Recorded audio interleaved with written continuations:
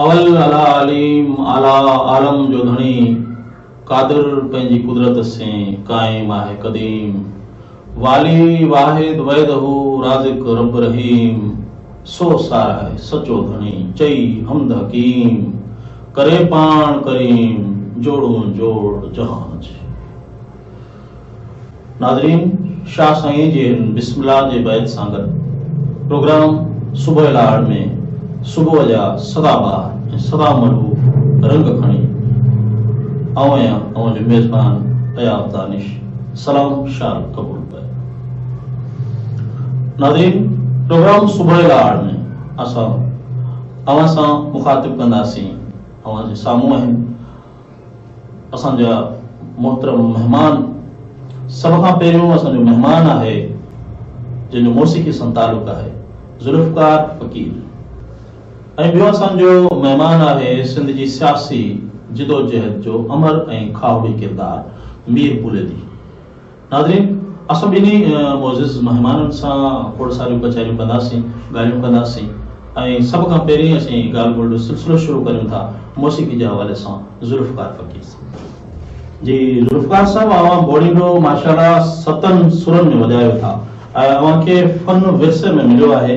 अवां जो वालिद साहब उस्ताद मीर मोहम्मद लुंड साहिब कंहिं तारीफ़ जो मोहताज न आहे, जग मशहूर फनकार हुयो और अवां रुगो उन अवाणे फन खे संभालियो आहे, इन विरसे खे संभालियो आहे, इन जो वारसी कई आहे।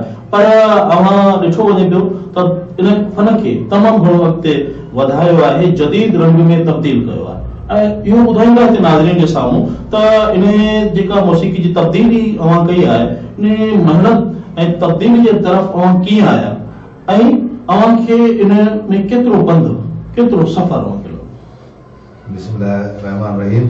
वॾी महिरबानी अया साईं। असल में छा आहे जो असांजो वालिद साहब वॼाईंदो बोड़ींदो 2 या 3 सुरनि ते हूंदो ऐं बोड़ींदो हिकिड़ो तमामु सिंध जो एॾो पुराणो साज़ आहे ऐं सम्झां थो बल्कि पूरी दुनिया जो पुराणो साज़ आहे। जेके फूक सां वॼण वारा साज़ अचनि था उन्हनि सभिनी में ही पुराणो, छो जो ही मिट्टी मां ठहे थो ऐं असांखे मोहन जे दड़े मां मिले थो। नतीजतन त हिनखे 2 या 3 सुरनि ते वॼंदो हो। अॻे ज़माने में एतिरा सुर मौसीक़ी जा पोइ जदीद थिया त हीउ जेको हींअर जेको दौरु हले पियो पाण वटि, जीअं इंटरनेट जो दौरु आहे ऐं इंटरनेशनल मौसीक़ी जेका हले थी ऐं उन में जेको कीबोर्ड आयो आहे असां वटि, उन में या जेको तानपुर आहे या जेके माना मौसीक़ी जा जेके जदीद साज़ आहिनि उन्हनि खे असीं इंटरनेशनल चवंदा आहियूं ऐं उन में बोड़ींदे जा सुर तमामु घटि हुआ त असांखे जेको PTV ते या किथे प्रोग्राम थींदो उते चवंदा बाबा या हिन में राणो ॿुधाए या हिन में भेरवी ॿुधाए या हिन में ॿी का शइ ॿुधाए। त 2 या 3 सुरनि ते माण्हू नथो करे सघे। जीअं राणो आहे या भेरवी आहे या काफ़ी जेके राॻड़ियूं आहिनि उन राॻड़ियुनि में 7 सुर जॾहिं असां वटि हूंदा त पोइ असां उन में वॼाए सघंदासीं। त PTV ते मुंहिंजो प्रोग्राम हो, उते कुर्बान चना साहब हो, उते प्रोड्यूसर हो। उन्हनि मूंखे चयो त यार तव्हां मोहन जो दड़ो ॾेखारियां जीअं एॾो सुठो इंटरनेशनल प्रोग्राम थिए अहिड़ो तव्हां मूंखे वॼाए ॾेखारियो। महिल एतिरा सुर कोन हुआ जो उनखे ॿुधाए सघां। उनखे मुंहिंजो राय ते कोशिशि कंदुसि वञी, जेकॾहिं थी थो वञे त पोइ आउं तव्हांखे ॿुधाईंदुसि। उन्हनि चयो ठीकु आहे। पोइ बरसाती मौसम हुई, महिनत तमामु घणी हुन में करणी पई छो जो सुर खे बीहारण जे लाइ उन माप तौर उन में हर शइ खपे। उन ई सॼी शइ खे ठाहिण में सम्झां थो मूंखे कोई 2-3 महीना लॻी विया, जंहिंमें मूं हज़ारे बोड़ींदा अहिड़ा मिट्टी जा ठाहिया। पर उनखां पोइ आख़िर आउं पंहिंजी कोशिशि में कामयाबु थी वियुसि ऐं अॼु उन्हनि खे इंटरनेशनल लेवल ते वॼायां थो। लाहौती लाग सेशन में वॼायो। उनखां अलावा केतिरनि ई प्रोग्रामनि में मतिलबु इंटरनेशनल जेके लेवल जा साज़ आहिनि या फनकार आहिनि उन्हनि सां गॾु वॼायां पियो। दुनिया जे साज़नि सां गॾु उनखे वॼाए सघां थो। हींअर मुंहिंजे लाइ को मसाइलो कोन्हे ऐं का बि राॻड़ी हिन मां वॼाए सघां थो। इहा मुंहिंजी पंहिंजी हिकिड़ी एजाद भी आहे ऐं महिनत भी आहे। वाह, वरी महिरबानी सी नाज़रीन के ज़ुल्फ़कार फ़क़ीर साहब आगाह कयो त तव्हां हिन मौसीक़ी जे पहाड़नि ते जेके पंध कया, जेको सफ़र कटियो ऐं यकीनन इहो ॾाढो ॾुखियो सफ़र आहे ऐं तव्हां कामयाबी हासिल कई आहे। तव्हांखे कामयाबी मुबारक। असां हिते ज़ुल्फ़कार फ़क़ीर साहब तव्हांखे अर्ज़ु कंदा हलूं त ॿुधंदड़नि महिरबानी नाज़रीन जेके असांजे मौजूद सामीन आहिनि इन्हनि खे जेको आहे सो क़दीम जेको मुंहिंजो रंग आहे, जेको तव्हांजे बाबा साईं वटि जेको रंग हो उन मां कुझु ॿुधाईंदा। बिल्कुलु ॿुधाईंदासीं। बाबा जो इहो रंग हूंदो हो मोनीटे खे वॼाइण जो, ऐं उनमें वरी बाबा इहो कयो जो बाबा मूंसां गॾु ही घिघरो आहिनि, ही गॾु आंगन में हीअं पाईंदो हो। ही बि इजाज़त मुंहिंजे वालिद साहिब जी थियल आहे। ऐं गॾु ही जेका गंभूरी आहे हिनखे वॼाइण लाइ ॿियो माण्हू खपंदो हो, ॿियो माण्हू हिनखे वॼाए तॾहिं इहो कमु मुकमल थींदो। पर हीअ असांजे वालिद इजाज़त कयो, ही कॾहिं बोड़ींदो आहे ऐं हिन सां गॾु गंभूरी आहे, घिघरो आहिनि, ही टे ई साल हिक ई टाइम ते गॾु वॼाइणी आहे। इजाज़त मुंहिंजे वालिद साहिब जी आहे। नाज़रीन अचो त ज़ुल्फ़िकार फ़क़ीर जे आवाज़ में ज़ुल्फ़िकार फ़क़ीर जो जेको अंदाज़ आहे, इहो हुनजे संदसि वालिद साहिब जो जेको क़दीम रंग हो, उहो अॼु ऐं असांजे साम्हूं दुनिया जे साम्हूं पेश करे थो। जी सर।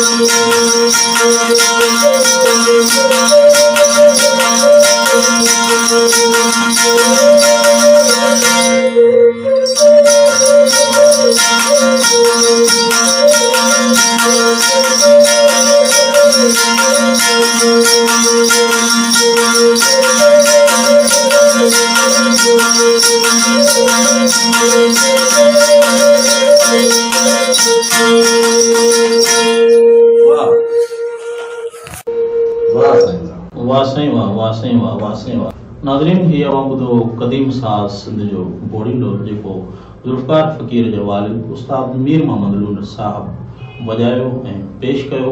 उस्ताद मीर मोहम्मद लूंड जंहिं लाइ हसन दस्त चयो, पुराणे इश्क पोड़े जी वजत नड़ फूक मां निकिती, पुराणे इश्क पोड़े जी वजत नड़ फूक मां निकिती, मिलण ही मीर मोहम्मद जो जवानी खे चढ़े थो। नाज़रीन असां ज़ुल्फ़िकार फ़क़ीर खां जदीद रंग बि ज़रूरु ॿुधंदासीं, पर असां थोरी साई बचूं था ऐं हिन साई खां पोइ असां वरी मिलूं था। केॾांहुं न वञिजो, असां सां गॾु करे रहिजो।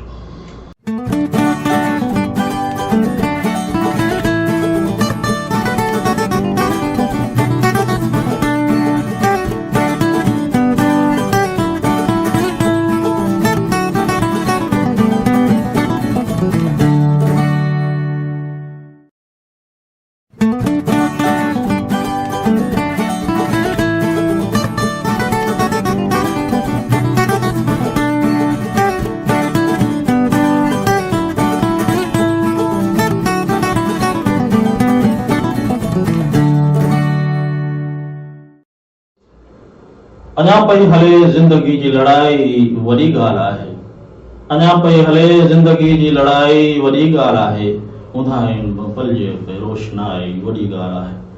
निगाहूं खणी दाद लाइ मुर्की निहारण जी कहिड़ी ज़रूरत, निगाहूं खणी दाद लाइ मुर्की निहारण जी कहिड़ी ज़रूरत, अव्हां ई आहियो सुहिणा, अव्हां जी इहा वॾी ॻाल्हि आहे। नाज़रीन, साईं शमशेर हैदरी साहिब जे शेर सां आऊं मुखातिब थियां थो। असांजी लाड सिंध धरतीअ जो अमर किरदार, धरतीअ जो खावड़ी किरदार, अदबी हवाले सां, इल्मी हवाले सां, MRD जी तहरीक जो जेको प्रोग्राम हुजे, जेका कजाणी हुजे, जेको जलसो हुजे, ऐं सभ खां अवल उनमें पहुचंदड़ ऐं अहम किरदार रोल अदा कंदड़ असांजो सियासी किरदार मीर बुले निज़ाम। मीर साहब, खोड़ सारी ॻाल्हियूं थींदियूं। सभ खां पहिरीं इहो नाज़रीन खे ॿुधाईंदा त हिन सियासी जिदोजहद जे तरफ़ अव्हांजो लाड़ो कीअं थियो? महिरबानी साईं आया। सभ खां पहिरीं ख़ूबसूरत सुबुह जो सॼी लाजपत ऐं सॼी सिंध जे ॿुधंदड़नि खे सलाम।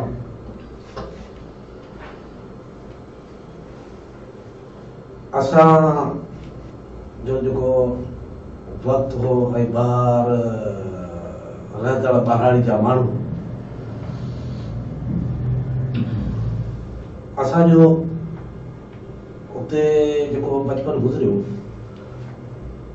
ऐं जॾहिं कचारियूं असां वटि इल्म अदब जूं ईअं ई थींदियूं रहंदियूं हुयूं, जंहिंमें काफ़ी अहिड़ा दोस्त ईंदा हुआ जंहिं खां सिखिबो हो।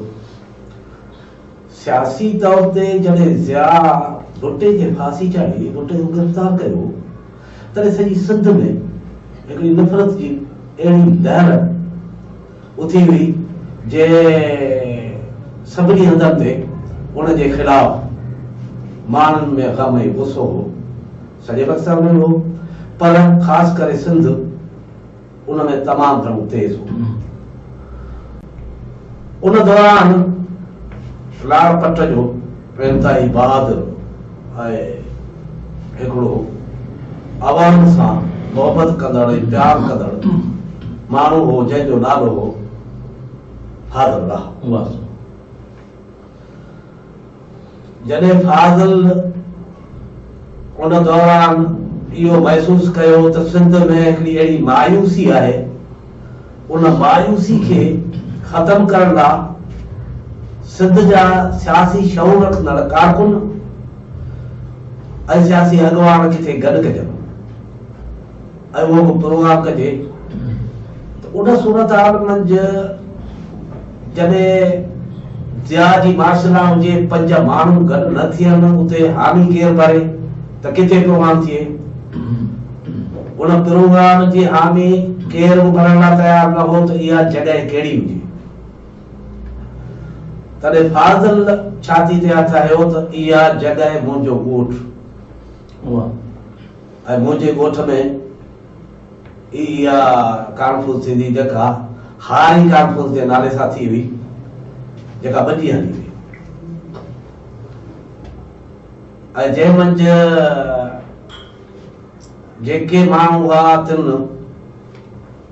जेके पंहिंजा ख़्याल पेश कया ऐं ज़िया जे ख़िलाफ़ जेके तकड़ियूं थियूं, न रुॻो ज़िया जे ख़िलाफ़, पर उन वक़्त में जेके उन दौर में पीपल पार्टी जे वॾे अहदनि ते रहिया हुआ, उन्हनि माण्हुनि जे ख़िलाफ़ जेका शाइरी पेश थी हुई, तिन माण्हुनि में वॾा हौसला पैदा करेंदा ऐं माण्हुनि में अहिड़ी नफ़रत पैदा थी पई जे उहे मैदान ते अचण लाइ तयारु थी विया।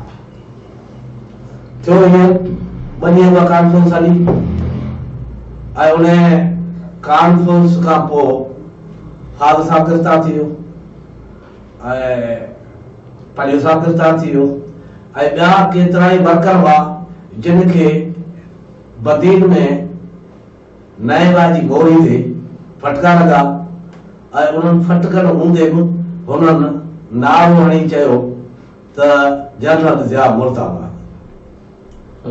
जॾहिं अहिड़ो नारो लॻो त माण्हुनि चयो त भले हीअ असीं जेको ख़ौफ़ में वेठा आहियूं, इन ख़ौफ़ मां निकिरणु खपे पोइ उनजे करे माण्हू फादर साहब सां मिलण लाइ आता थी विया हुआ। उनमें फादर साहब हिकु साल जेल में हो ऐं पलीअ साहब खे, छो जे पलीअ साहब जेका तकरीर कई हुई, जेके एजेंट्स हुयो उन्हनि सभिनी ॾिठो त असुल जेको ही फिक्र ॾींदड़ ऐं हिन सॼे मैदान खे संभालींदड़ माण्हू इहो आहे, इन खे वधीक सज़ा ॾिजे। उनखे कोर्ट लखपत में रखियो हुयो। फादर जीअं ॿाहिरि आयो त 1981 में MRG जी तंज़ीम जे नाले सां हिकिड़ो इतिहाद ठहियो। उन इतिहाद मंझि इहो हो त जमहूरियत बहाल कराइण लाइ उन्हनि तंज़ीमुनि खे ऐं उन्हनि खे शरीक जे जेके तंज़ीमूं वफ़ा कयूं आहिनि, उन वक़्त में अवामी तहरीक जेका हुई सा सिंधी अवामी तहरीक जे नाले सां हुई। उनजे करे उनखे फ़िलहाल उन में शरीक नथे कयूं, पर फादर साहब खे जदोजहद ऐं आमरन सां विढ़ण जो ईअं त हूंदो हो जीअं मैदान में के भला ढगा जॾहिं घुमंदा आहिनि, जॾहिं मेलो लॻंदो आहे त मचंदी पवंदा आहिनि, तीअं जदोजहद में उहा जदोजहद कहिड़े बि नाले में हुजे, उहा साहब जे नाले में हुजे, नीलापत करे नाले में हुजे, उहा सिंधी माण्हुनि सां ज्यादतियुनि जे नाले में हुजे, पर उन में हू अधु ख़ुदि वञी पाण खे पेश कंदो हो त आम वज़ारतकाराना तौर ते इन जदोजहद में हुआ गॾु। ईअं MRG में थियो। MRG जे तंज़ीम में फादर साहब वञी चयो त असीं इन मेंबर आहियूं। त हिन खां सुवाल थियो त बाबा अमी कयो सूबे जी पार्टी ऐं ही वफ़ाक़ जी अवाम खे मेंबर नथो करे सघे। चई का ॻाल्हि कोन्हे, असांखे मुबसर जी हैसियत में विहारियो, असीं कोन था चऊं त असांखे मेंबर कयो। मुबसर जी हैसियत में विहारियो ऐं मुबसर जी हैसियत में विहण खां पोइ फादर साहब उते जेके बहस किया ऐं जेका प्लानिंग कई तंज़ीम करण की,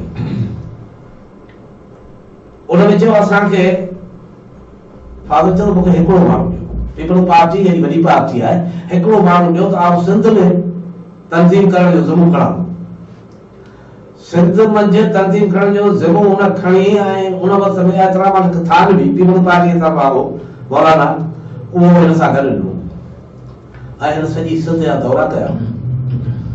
सॼी सिंध जा दौरा करण खां पोइ हिकिड़ी अहिड़ी मुनज़म हिन सिंध में तंज़ीम ठाहे वरिती हुई जंहिंमें यूनियन ताईं बि हुन जा यूनिट खुलिया। जीअं ई 83 में 7 नाफ़रमानी जो ऐलान थियो ऐं जेल भरियो तहरीक शुरू थी। जेल भरियो तहरीक जीअं शुरू थी त सॼी सिंध में अहिड़ो त बढ़ावो आयो।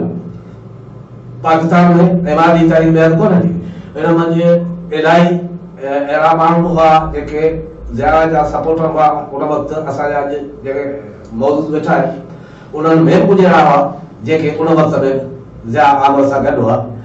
असां अवामी तहरीक प्लेटफॉर्म तां उन वक़्तु मैदान में नथा वञूं,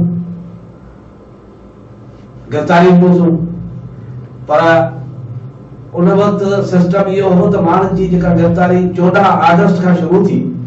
उन 14 अगस्त में जेको जलसो थियो ऐं जेके माण्हू ऐलान करे चवंदा गिरफ़्तारी ॾियूं था उन्हनि खे वठी थाणे ते 14 अगस्त ते जेके हमरा गिरफ़्तार थिया हुआ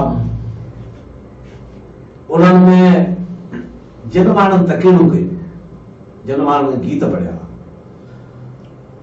उन्हनि खे उन्हनि जेल में रखियो। बाक़ी जेके माण्हू हुआ तिन खे जेल में रखण लाइ तयारु कोन हुआ। चयो त बाबा पोइ उन्हनि चयो त असीं कोन वेंदासीं, असां आया आहियूं गिरफ़्तारी ॾियण लाइ आया आहियूं।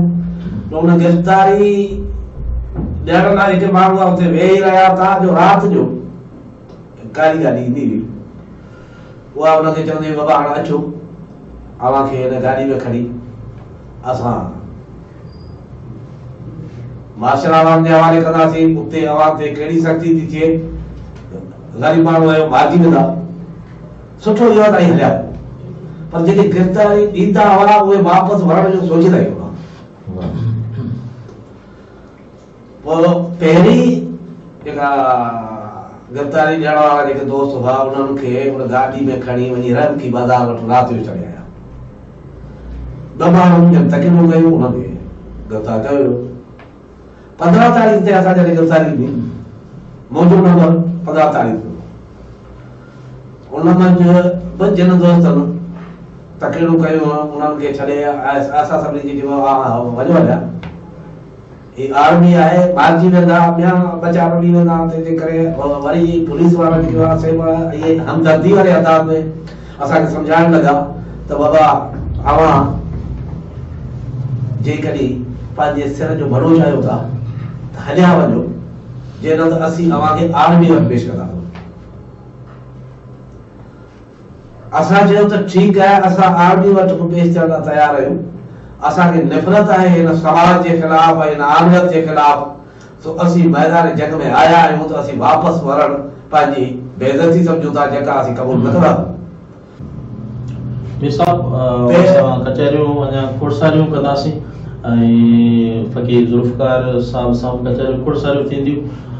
नाज़रीन, मीर साहब जेका तफ़सीली पंहिंजी जेका हिकिड़ी रिपोर्ट पेश कई, यकीनन इहो चइजे इहो हिकिड़ो वॾो दस्तावेज़ आहे, को तारीख़ जो वॾो दस्तावेज़ आहे, ऐं जंहिंखे सहेड़े समेटे जेकॾहिं लिखिजे त हिकिड़ो अलॻि किताब थींदो। नाज़रीन, साईं वठूं था खनपल जे लाइ, ऐं साईं खां पोइ असां वरी मोटी ईंदासीं। असां सां गॾु रहिजो सुबह लाड़ प्रोग्राम सां।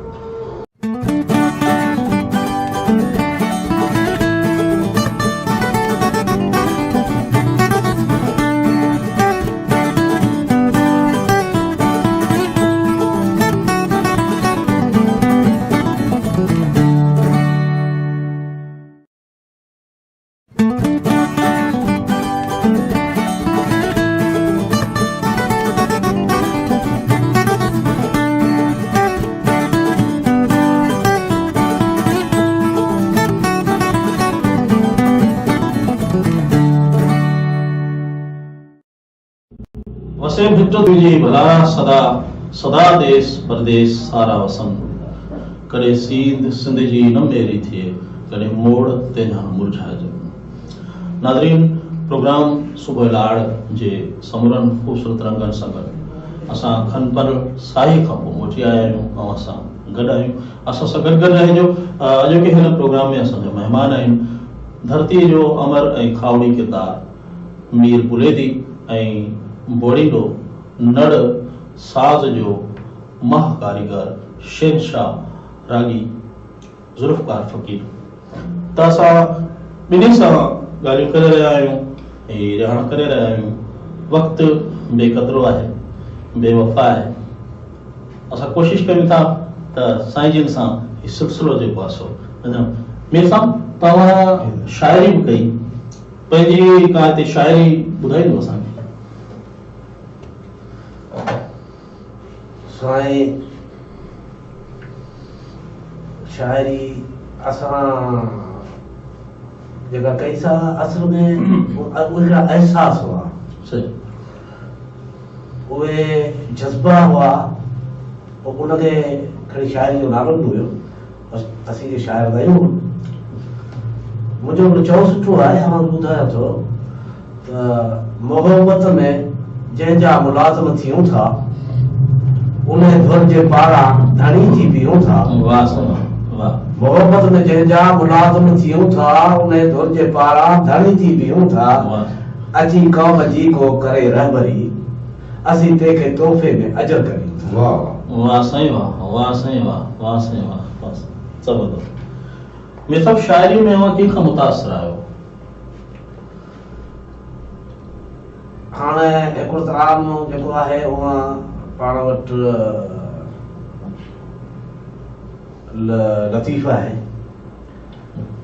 छो जे लतीफ़ जी शाइरी में जेका गहराई आहे, जेको फ़िल्सफ़ो आहे, जेको फ़िक्र आहे, अॼु ताईं ॼाणे न सघियो आहे। पर उन खां पोइ जेकॾहिं पाण चऊं था उन हिन दौर जे हिसाब सां अयार जी जेका शाइरी आहे साहब, उन मंझि बि हर रंग नज़र अचे।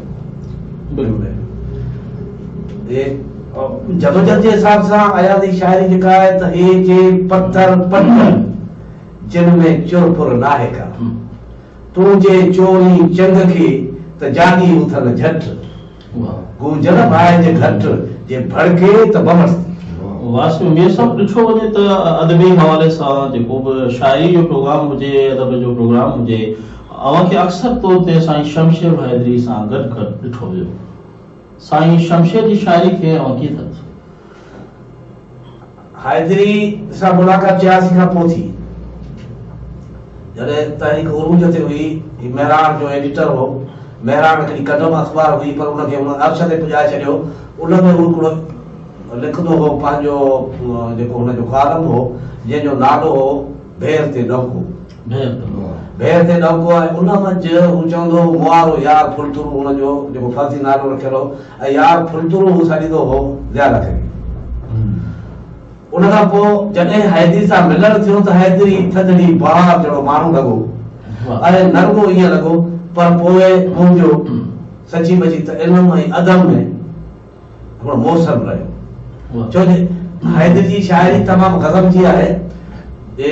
सदा ज़ुल्म जी मात चवंदा रहियासीं सदा ज़ुल्म जी मात चवंदा रहियासीं सरे आम हर बात चवंदा रहियासीं अवां केतिरो ई दुतारियो दबायो असां रात के रात चवंदा रहियासीं। वासी वासी ये शइ जेका में सब साईं शमशेर साहब जो शेर ॿुधायो ऐं दिलि थी चाहे त ही वक़्त जो जेके आख़िरी घड़ियूं आहिनि सुबह लाड़ जे प्रोग्राम जे आख़िरी घड़ियुनि में ज़ुल्फ़कार फ़क़ीर जे आवाज़ में साईं शमशेर साहब जी शाइरी छो न ॿुधिजे तुंहिंजे नेणनि में जो निहारे वियो ॼण त सिंध हुजे किनारे। वाह वाह वाह जी ज़ुल्फ़कार फ़क़ीर। नाज़रीन ॿुधो था असां सां गॾु गॾु रहिजो। आख़िरी घड़ियुनि में असां ॿुधूं था ज़ुल्फ़कार फ़क़ीर खे साईं शमशेर हैदरी जी शाइरी। बबियो हडम भेर खण सुबतो सुपरे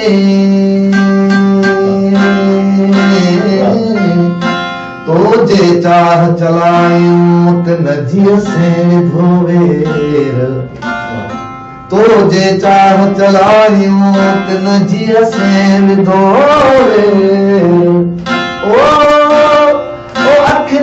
कजल मां फेर तुंहिंजे रुखियनि हीरण कयो तुंहिंजे नेरनि जो निहारो तुंहिंजे नेरनि जो निहारो जंग सिंधूअ जे किनारे जंग सिंधूअ जे किनारे तुंहिंजे नेरनि जो निहारो तुंहिंजे नेरनि जो निहारो।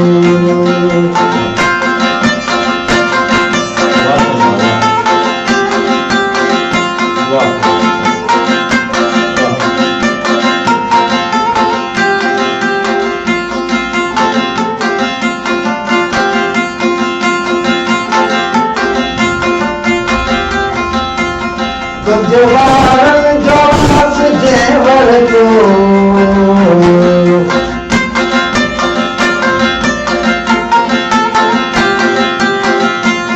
तुंहिंजे वारनि जो हस जेवर जो भक्त जी सीध सो सवारियो भक्त जी सीध सो सवारियो जंग सिंधूअ जे किनारे किनारे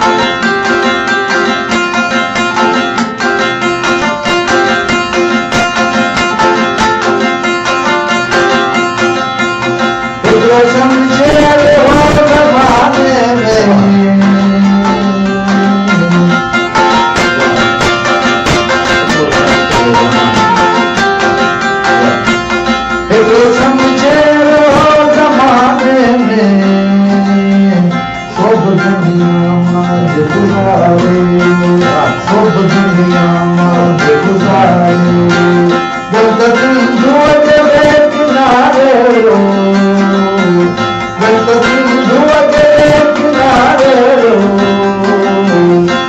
सजने जो निहारे सजने जो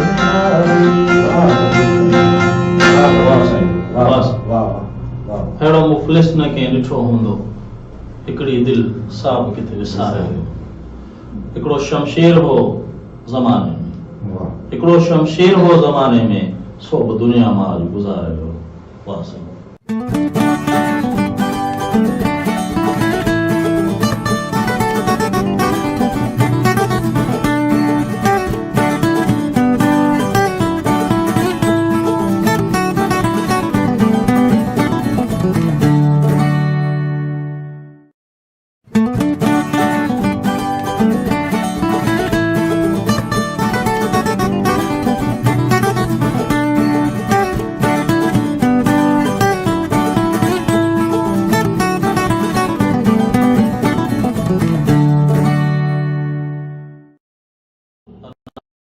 प्रोग्राम सुबह लाड़ पंहिंजी पुॼाणे ते पहुची रहियो आहे ऐं अॼोके हिन असांजे प्रोग्राम में महिमान मीर बुलेदी सिंध धरतीअ जो सियासी किरदारु अदबी ऐं इल्मी शाइरी हवाले सां हिकिड़ो जाखोड़ी इंसान ऐं खरो इंसान सचो इंसान सिंध सां मुहबत कंदड़ इंसान पंहिंजी धरतीअ सां मुहबत कंदड़ इंसान पंहिंजे बच्चनि खे पालण वारो इंसान कोल ऐं फैल सां सचो इंसान अहिड़ा इंसान असांजी धरती खे खपनि था अहिड़ा इंसान अमूल इंसान आहिनि ऐं सदा जीअनि सदा बहार अहिड़ा किरदार ऐं उन सां गॾोगॾु मौसीक़ीअ जे हवाले सां सिंध जे महा मौसीक़ीअ जे जोड़ींदड़ बल्कि मौसीक़ीअ जे मौज जंहिं बोड़ींदो मिटीअ मां ठाहियो उस्ताद मीर मोहम्मद लुंड उनजो फर्ज़ंद ज़ुल्फ़कार फ़क़ीर अॼु माशाअल्लाह